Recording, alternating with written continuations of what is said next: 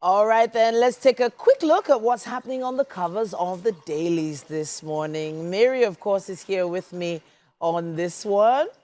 And yeah, we're going to be starting with the Guardian newspaper. Today is Wednesday, November 27th, 2024. And it says here, cautious optimism over cheaper fuel as Port Harcourt refinery creates rivalry. It says, it shows a little photo story of the new refinery. NNPC says the refinery will produce straight-run gasoline, which will thereafter be blended into 1.4 million litres of PMS. Interesting. Now, the Port Harcourt refinery timeline is also there on the cover of the Guardian newspaper as well. But there are also other stories. It says here, Mba ramps up IGR from 37.4 billion naira to 144.7 billion naira, presents 971 billion naira 2025 budget to Enugu Assembly. It also says here that EFCC Bellows men differ as anti-graft agency detains ex-governor. Edun urges states to monetize assets, drive investment revenue. Tinubu departs Abuja on state visit to France. Amid soaring food prices, Aye Datiwa backs Tinubu's economic policies. Some people want me to die, says Obasanjo. Page 7 has more on that. Private sector groans as CBN raises interest rate to 27.5%. And banks lose 53.4 billion naira to fraud in 9 months as attacks rise by 65%. That's the one that caught my eye, actually. Yeah. Because I'm like, okay. You remember for about a month or 6 weeks now, several banks have been upgrading their systems. Yeah, servers and all that. Trying as much as possible to ensure that they are a lot tighter. The reality is hackers exist, and that's what they are good at, hacking.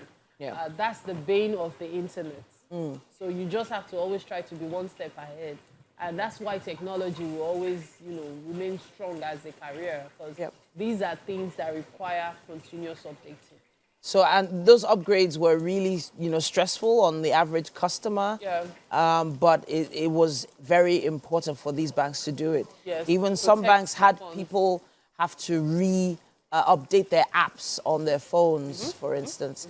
It was quite a time, but well, hey, what can we do? We have The Nation as well. Do you have The Nation newspaper then? So The Nation newspaper has this as the big one. Petrol rolls out again from Port Harcourt refinery 5 years after. This is a milestone. Thrilled Tinubu orders quick action on Warri Kaduna refineries. Still on the front page of The Nation newspaper, this one is based on CBN.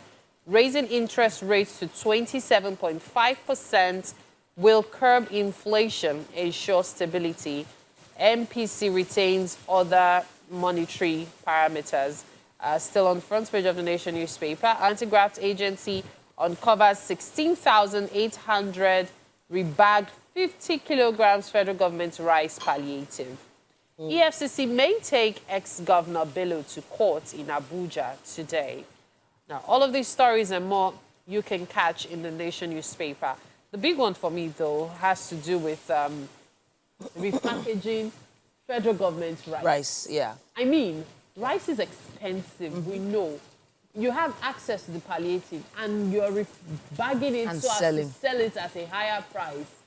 That's mean. That's really sad. Wicked. Now, the issue with rice almost everywhere in the markets is you can't actually be sure if it is the actual brand of rice you're buying anymore. Yeah. Sadly, a lot of these sacks and bags are available for rebagging. I'm not sure how they're being, procured, but even in some cases, once you weigh a bag of rice, you realize that what is on the label is not actually what's in the bag. Indeed. In fact, I remember an actress, I believe that was last year or thereabout, remeasuring and finding out that she got 10 buckets of rice in a bag instead of 12 that makes up 50 kg. So many unscrupulous things being done. It's unfortunate. It is an unfortunate one, but at this point, we'd love to hear your thoughts on some of the stories we mentioned just now. Use our hashtag Wake Up Nigeria on TVC, and tag us as Wake Up Nigeria TVCE on Instagram with your thoughts. All right, then let's take another quick break. We have more after this.